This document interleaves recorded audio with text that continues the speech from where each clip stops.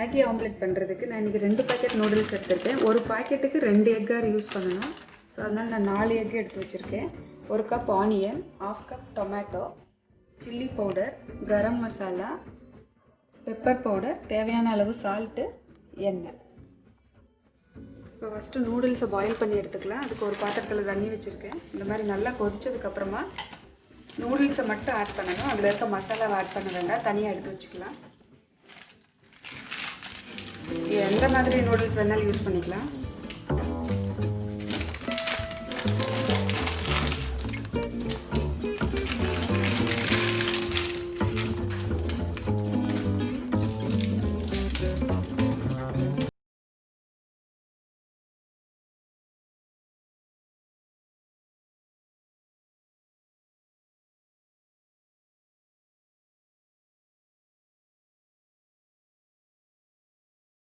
கொஞ்சமாக salt add பண்ணிக்கலாம். இந்த நூடுல்ஸ் ஸ்டிக்கி ஆகாமல் இருக்கும். ரொம்ப வேகணும்னு அவசியம் இல்லை, நார்மலாக வேகிற மாதிரி இருந்தால் போதும். இப்போ இந்த வாட்டரை ஸ்ட்ரெயின் அவுட் பண்ணிவிட்டு நூடுல்ஸ் எடுத்து ஆற விட்டுறலாம்.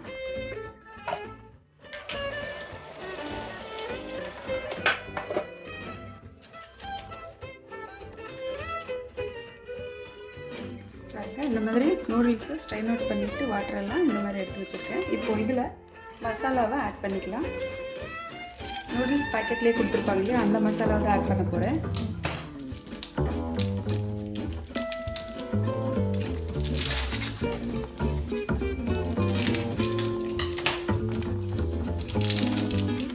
இந்த மசாலா மட்டும் ஆட் பண்ணிவிட்டு நல்லா மிக்ஸ் பண்ணி விட்டுருங்க.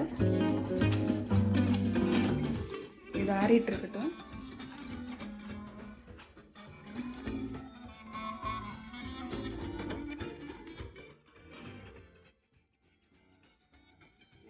ஒரு பேன் சூடு பண்ணிவிட்டு அதில் 1 ஸ்பூன் அளவுக்கு ஆயில் சேர்த்துக்கலாம். ஆனியன் டொமேட்டோ வதக்கிறதுக்கு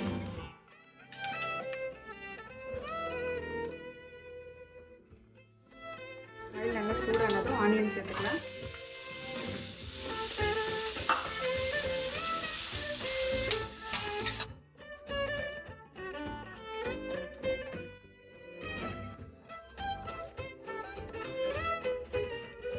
ஆனியன் நல்லா வதங்கிடுச்சு.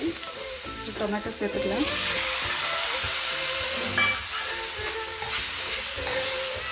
இதுவும் நல்லா வதங்கணும். கொஞ்சமாக காய்ச்சி சேர்த்துக்கலாம்.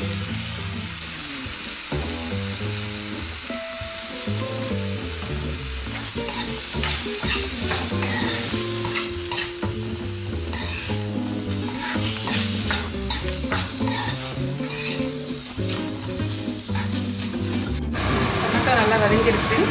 கொஞ்சமாக கரம் மசாலா சேர்த்துக்கலாம்.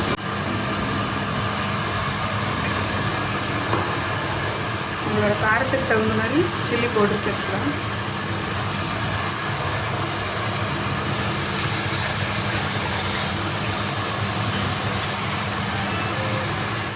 மசாலா நல்லா வதங்கிடுச்சு. இப்போ நம்ம ஆற வச்சிருந்த நூடுல்ஸை இதில் சேர்த்துக்கலாம்.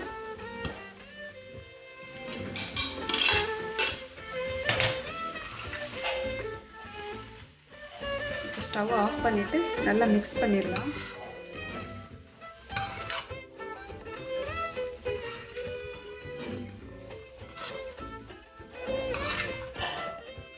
நூடுல்ஸ் நல்லா ரெடி ஆயிடுச்சு. நெக்ஸ்ட்டு ஆம்லெட் பண்ணுறதுக்கு எக் ரெடி பண்ணிக்கலாம்.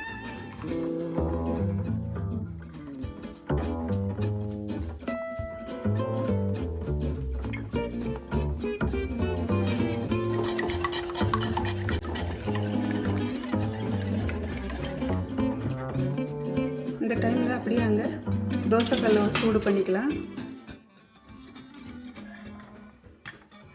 இப்போ நம்ம ரெடி பண்ணி வச்சுருந்தா நூடுல்ஸை இதில் ஆட் பண்ணிக்கலாம்.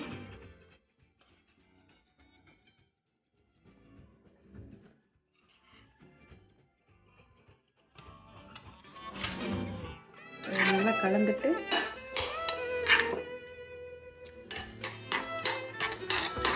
இந்த மாதிரி கலந்து வச்சுருக்க எக்கில் இப்போ தோசைக்கல் நல்லா சூடாயிருச்சு.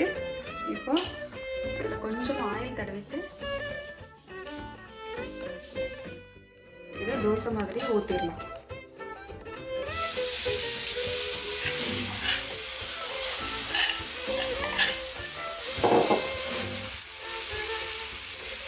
இந்த மாதிரி பரவி விடலாம், இல்லாட்டி மொத்தமாகிடும்.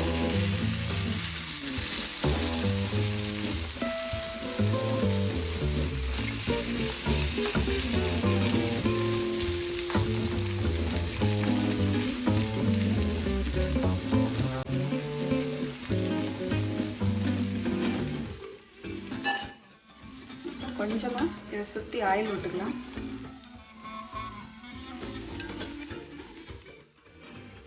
அடுப்பு கொஞ்சம் மிதமான சூட்டில் வச்சுக்கலாம். ரொம்ப ஹை ஃப்ளேமில் வச்சா கருகிடும்.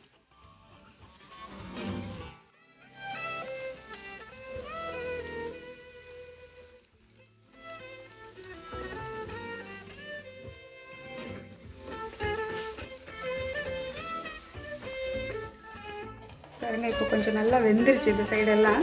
இப்போ நம்ம இதை திருப்பி போட்டுடலாம்.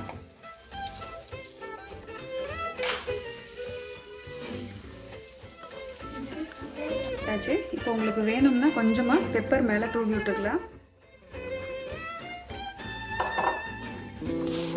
நம்மளோட சுவையான மேகி ஆம்லெட் ரெடி. இப்போ அப்படியே சுட சுட சர்வ் பண்ணலாம்.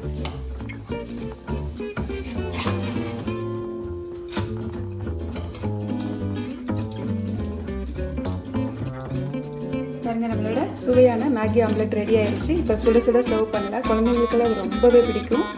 ஸோ நீங்களும் இதே மாதிரி அளவுகளோடு செஞ்சு பாருங்கள். இந்த வீடியோ உங்களுக்கு பிடிச்சிருந்துச்சுன்னா எங்கள் சேனலுக்கு லைக் பண்ணுங்கள்,